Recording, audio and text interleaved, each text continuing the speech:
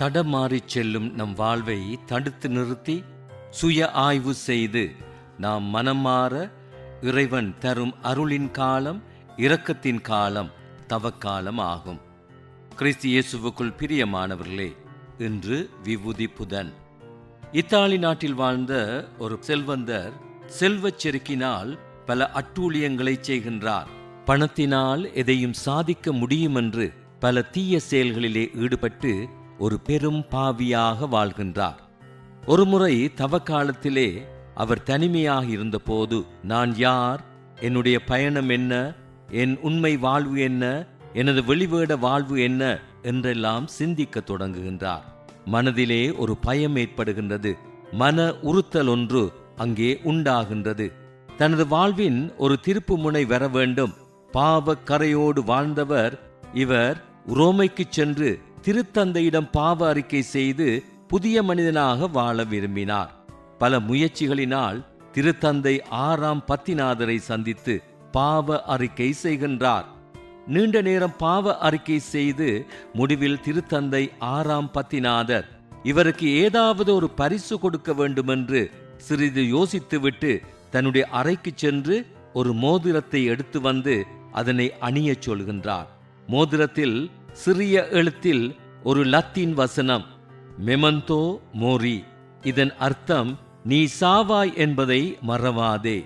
திருத்தந்தை செல்வந்தரை வழி அனுப்பும் போது சொல்லுகின்றார், ஒவ்வொரு நாளும் இரவில் நீ தூங்கும் போதும் விடியற்காலையில் நீ துயில் எழும்பும் போதும் இதனை உச்சரித்து பார் என்கின்றார்.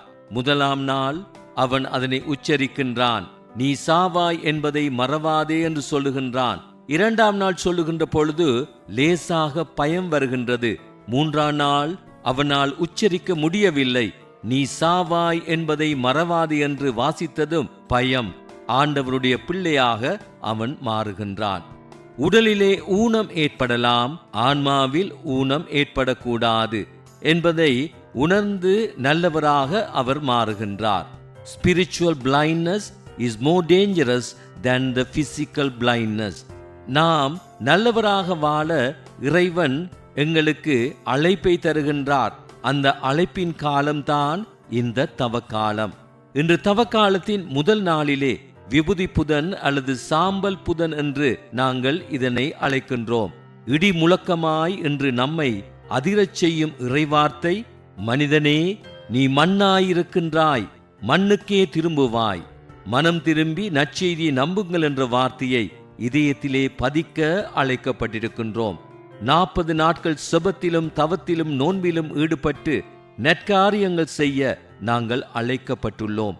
விபூதி புதனிலே திரு அவை உங்களுக்கு மோதிரம் தரப்போவதில்லை. மாறாக வறுமையின் அடையாளமான சாம்பலை பூசி இந்த நாளை ஆரம்பிக்கின்றது. குருத்தோலை ஞாயிறு அன்று நாம் கையிலே பிடித்து ஓசானா பாடிய அதே மந்திரித்த ஓலைகளை எரித்து சாம்பலாக்கி நெற்றியில் பூசிக்கின்றோம். சபை உரையாளர் அதிகாரம் 3 திருவாக்கியங்கள் 1 முதல் 8 சொல்கின்றது, ஒவ்வொன்றிற்கும் ஒரு காலம் உண்டு. பிறப்பதற்கு ஒரு காலம் உண்டு, இறப்பதற்கும் ஒரு காலம் உண்டு. எமது மூதாதையர் காலத்தை முன்பனி, பின்பனி, இளவேனில், முதுவேனில் என பல பருவங்களாக பிரித்து வைத்திருப்பது போல திரு அவை வழிபாட்டு காலத்தை பொதுக்காலம், திருவரை காலம், கிறிஸ்து பிறப்பு காலம், தவக்காலம், பாஸ்க காலம் என வகுத்து இறைவனை வழிபட எங்களுக்கு உதவுகின்றது. இன்றைய முதல் வாசகம் யோவேல் புத்தகம் அதிகாரம் 2 திருவாக்கியங்கள் 12 முதல் 18 முடிய உள்ள வாக்கியங்களை தியானிக்கின்றோம். யோவேல் 2:13 சொல்லுகின்றது, உங்கள் உடைகளை கிழித்து கொள்ள வேண்டாம், மாறாக உங்கள் இதயத்தை கிழித்து கடவுளாகிய ஆண்டவரிடம் திரும்பி வாருங்கள் என்கின்றார். 2ஆம் வாசகம் 2 கொரிந்தியர் அதிகாரம் 5 திருவாக்கியங்கள் 20 தொடக்கம் அதிகாரம் 6 திருவாக்கியங்கள் 2 முதல் 4 முடிய.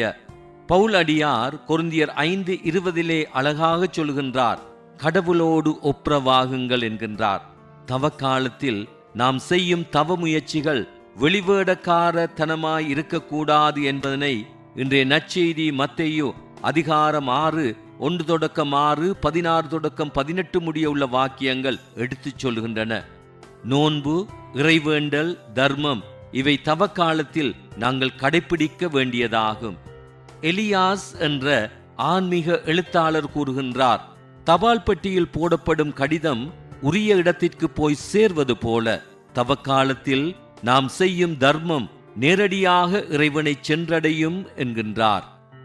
நீதிமொழிகள் அதிகாரம் 19 திருவாக்கியம் 17 சொல்லுகின்றது, ஏழைகளுக்கு இறங்கி உதவி செய்கின்றவர் ஆண்டவருக்கு கடன் கொடுக்கின்றார் என்று. மத்தேயு 19:21 உன் உடைமைகளை விற்று ஏழைகளுக்கு கொடு என்று சொல்லுகின்றது. தவக்கால அறச்செயல்களில் தம்பட்டம் அடிக்காதீர்கள் என்கின்றார் இயேசு. பெரிய சத்தமாக நாங்கள் 40 நாட்களும் மரக்கறி என்று சொல்லிவிட்டு பிறர் அன்பு செயல்களிலே ஈடுபடாவிட்டால் எங்களுடைய நோன்பு அர்த்தமுள்ளதாக இருக்குமா? சில காலங்களுக்கு முன்னால் முட்டியடி பெருநாள், சாம்பலடி பெருநாள் என்று அர்த்தமற்ற செயல்களிலே ஈடுபட்ட கத்தோலிக்க சமூகம் இன்று திருந்தி அதனுடைய அர்த்தங்களை எல்லாம் நன்றாக புரிந்து இவையெல்லாம் வேடிக்கையாக கேலியாக செய்யப்பட்ட விடயங்கள் என்பதை உணர்ந்து அர்த்தமுள்ள தவக்காலத்தில் காலடி எடுத்து வைக்கின்றது. உங்களது வழக்கை செய்வதை இடக்கை அறியாதிருக்கட்டும். பிரதிபலன் பார்க்காமல் முகம் தெரியாத மனிதனுக்கு உதவி செய்ய வேண்டும். உண்ணாமல் உறங்காமல் இருப்பது மாத்திரம் நோன்பு அல்ல. எசாயா 58:7 சொல்லுகின்றது, பசித்தோருக்கு உணவு கொடுப்பதும், தங்க இடமில்லாத வறியோருக்கு உதவிக்கரம் கொடுப்பதும், உடையற்றோருக்கு உடுக்க கொடுப்பதும், உங்கள் இனத்தாருக்கு உங்களை மறைத்துக் கொள்ளாதிருப்பதும் அன்றோ நான் விரும்பும் நோன்பு என்று இறைவன் சொல்லுகின்றார். இறைவனின் விருப்பத்தை அறிந்து செயல்படுவோம். சாம்பல் வெறுமையின் அடையாளம், துக்கத்தின் அடையாளம். 2 சாமுவேல் அதிகாரம் 13:19 படிக்கின்ற பொழுது, தாமார் துக்கத்தை வெளிப்படுத்த சாம்பலை வாரி தூவினார் என்கின்றது இறைவாக்கியம். எஸ்தர் 4:1 சொல்லுகின்றது, மொர்தெகாய் தன் ஆடையை கிழித்து சாக்குடை அணிந்து சாம்பல் பூசி மனம் கசிந்து அழுதார் என்கின்றது வேதவாக்கியம். யோனா அதிகாரம் 3:6 சொல்லுகின்றது, நினிவே மன்னர் அரியணை விட்டு இறங்கி சாக்குடை அணிந்து சாம்பல் மீது உட்கார்ந்தார் என்கின்றது இறைவாக்கியம். பகைமை நிறைந்த, இச்சை நிறைந்த, கர்வம் நிறைந்த, பேராசை நிறைந்த, உலக போதைகள் நிறைந்த, அலட்சியம் நிறைந்த, இறை அச்சம் இல்லாத இதயத்தை நாங்கள் கிழித்து இத்தவக்காலத்தில் புதிய இதயம் படைக்க இறை அருள் வேண்டுவோம். ஆமேன்.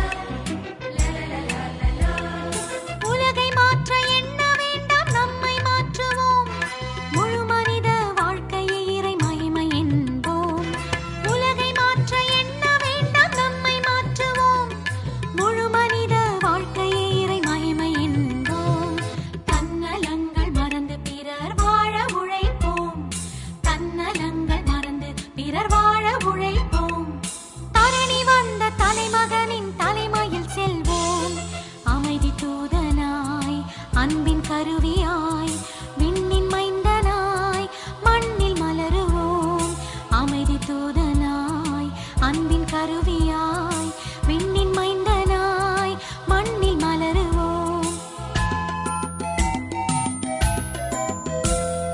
இரக்கம் நிரம்பும் நிறையருட்காலம் ஒப்புரவில் உறவே காணும் ஆற்றல் தரும் வசந்த காலம்